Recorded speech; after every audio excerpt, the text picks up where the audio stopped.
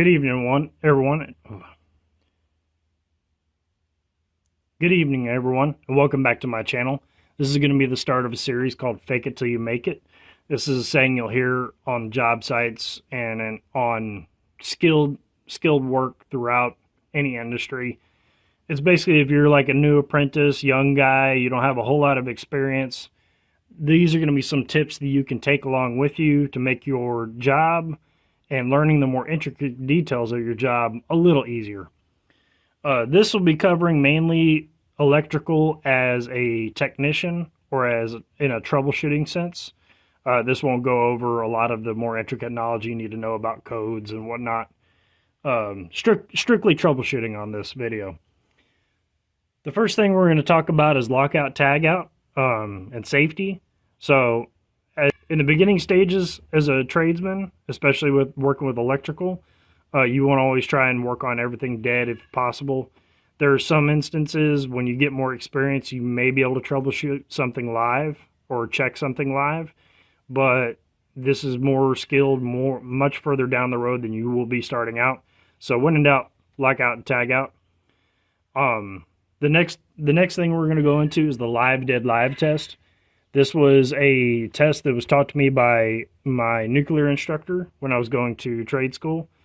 He talked about live dead live, and this was the standard for the nuclear plant here locally.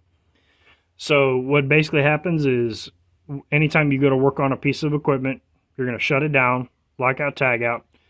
You're going to take your multimeter set to volts AC or volts DC, whatever you're working on. You're going to go and you're going to go across your power coming in. Typically, you'll be a set of legs, 1 leg, 2 leg, 3 leg. There's different versions.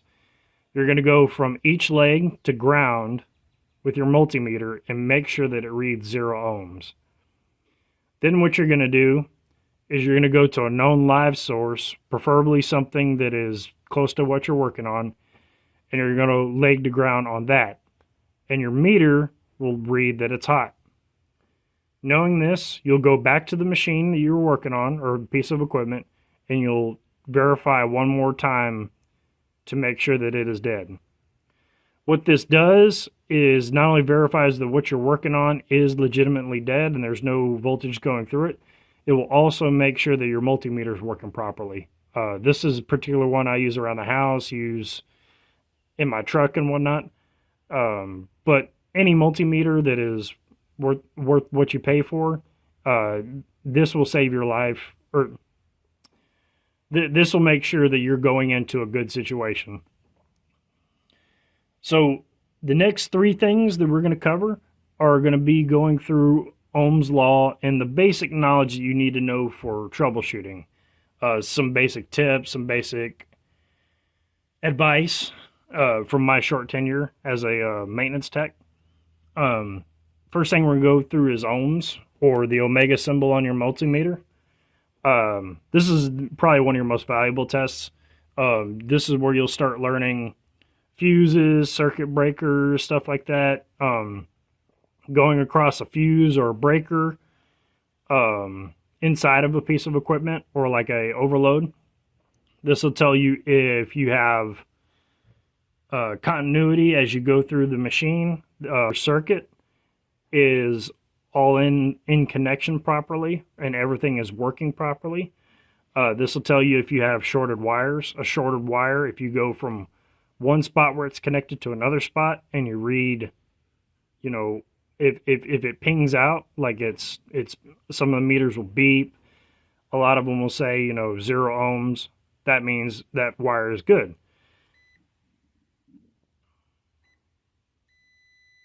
Like that.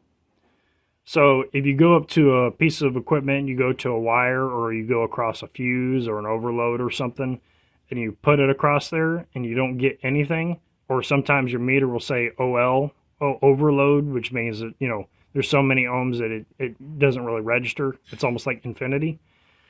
That'll tell you that you either have a short. If you go across the top and the bottom of like a glass fuse and you get an overload, that means that fuse is burned up.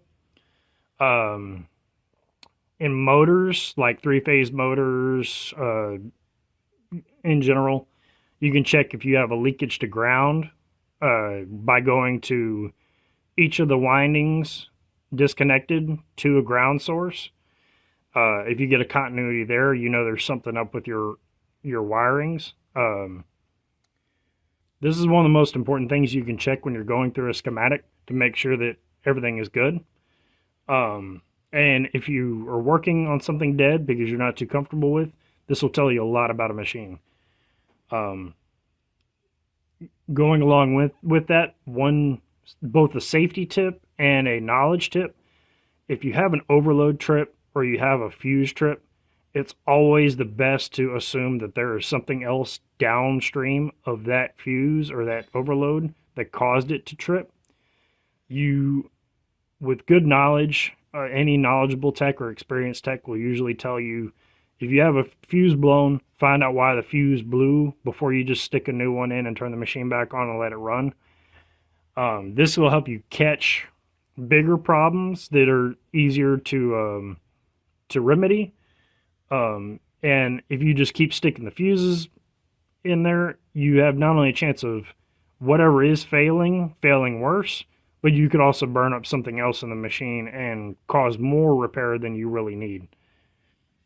The next thing we're going to go through is volts, AC and DC.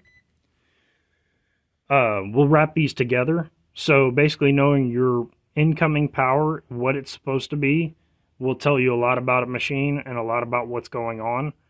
For example, if you go to turn the panel back on, or if it is a hot machine, or you're going to the plug that it plugs into, making sure the correct voltage is coming out of that plug is essential to knowing, what's going on. So if you have a 220 and you go to the 220 plug and one leg is reading 120 and the other one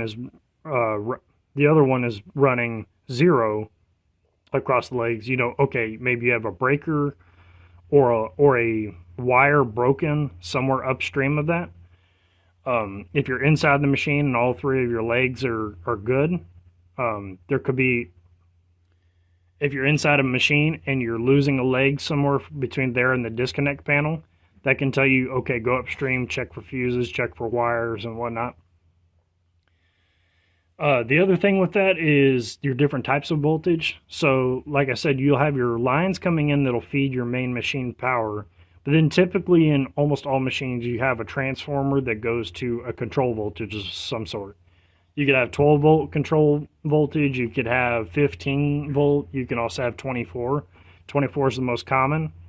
Knowing what that transformer looks like and what it's supposed to be putting out, and then being able to test that and knowing, okay, is it putting out the right amount of voltage or any voltage at all, that can tell you where in the schematic the problem is most likely going to be.